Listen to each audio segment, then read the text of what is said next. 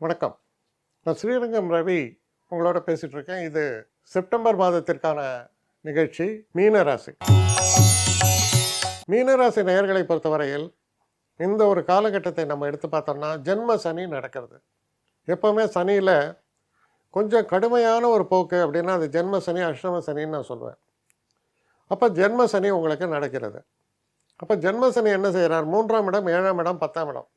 குறிப்பாக தொழிலில் பிரச்சனை, மனதிலே குழப்பம், தைரியமின்மை இதெல்லாம் ஏற்படும். இது சனியுடைய பார்வை.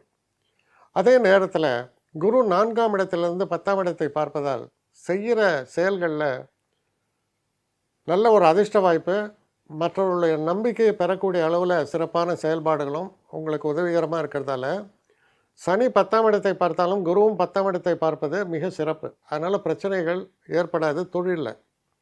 ஆனால் கணவன் மனைவிக்குள்ளே தேவையில்லாத சில பிரச்சனைகள்லாம் உருவாகலாம். அதெல்லாம் பார்த்திங்கன்னா அது கூட 14ஆம் தேதி வரைக்கும் நடக்கிறது. ஃபேமிலிக்குள்ளே நடக்கிறது, பிஸ்னஸ் பார்ட்னர்ஸ்குள்ளே நடக்கிற பிரச்சனை எல்லாம் வரும். ஏன்னா சனியும் செவ்வாயும் நேராக பார்த்துக்கிறாங்க. அது 7ஆம் வீட்டில் செவ்வாய், அது பாரா. 14ஆம் தேதி பார்த்திங்கன்னா செவ்வாய் 8ஆம் வீட்டுக்கு மாறிடுவார். அது ஒரு விதத்தில் நன்மை. தடைப்பட்ட ஃபினான்ஸுங்கிறது ஃப்ளோ பெட்டராக இருக்கும். ஏன்னா செவ்வாய் 8க்கு போனாலும் 2ஆம் இடத்தை பார்க்கிறார். இது பாசிட்டிவ். அப்புறம் சுக்கிரனை பொறுத்த வரையில் 5ஆம் இடம் என்பது சிறப்பு தான். ஆனால் அந்த சுக்கிரன் 6ஆம் இடத்துக்கு போயிடுறார். 6ஆம் இடத்தில் இருக்கக்கூடிய புதன், சூரியன் 7ஆம் வீட்டுக்குள்ளே பிரவேசிக்கிறாங்க. அப்போ என்ன நடக்கிறது அப்படின்னு பார்த்தா, செகண்ட் ஹாஃபில் உறவு முறைகள் சீர்படும். கணவன் மனைவிக்குள்ளே இருக்கக்கூடிய உறவாக இருக்கலாம், இல்லை திருமணம் சம்மந்தப்பட்ட பேச்சுவார்த்தைகளாக இருக்கலாம், இல்லை பிஸ்னஸ் பார்ட்னர்ஸ்குள்ளே இருக்கக்கூடிய ப்ராப்ளமாக இருக்கலாம், இல்லை புதுசாக நான் தொழில் ஆரம்பிக்கணும்னு நீங்கள் முயற்சி பண்ணும்போது அதுக்கான நல்ல சூழல்கள் இதெல்லாம் உருவாகக்கூடிய ஒரு காலம். இருந்தாலும் ஜென்ம சனி என்பது கால தாமதத்தை ஏற்படுத்தும். அதே போல் பெரியவங்களுடைய ஹெல்த்துக்கு சில நேரங்களில் அட்டென்ஷன் தேவை தான். அதாவது நல்ல ஹாஸ்பிட்டலுக்கு அவனை கொண்டு போகிறது எல்லாம். குறிப்பாக நம்ம பெற்றவங்க, அவங்களுக்கு ஏதாவது ஹெல்த் ப்ராப்ளம்லாம் இருக்கலாம். ஸோ அதுக்கு அனுசரணையாக நடந்து கொள்ள வேண்டும். அவங்களுக்கு என்ன உதவிகளை செய்யணுமோ அதை செஞ்சால் உங்களுக்கு நல்லது.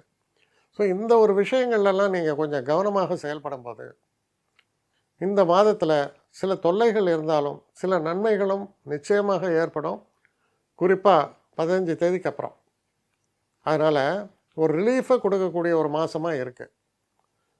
தைரியமாக செயல்படுங்க. என்னை காண்டாக்ட் பண்ணணும்னு நிறைய பேர் நினைக்கிறீங்க. தயவு செஞ்சு என்னை காண்டாக்ட் பண்ணுறதுக்கு ஒரு மெயில் அனுப்புங்க.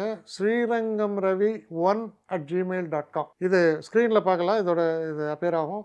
இந்த மெயிலுக்கு எனக்கு அனுப்புங்க. எனக்கு நிறைய பேர் அனுப்புகிறீங்க.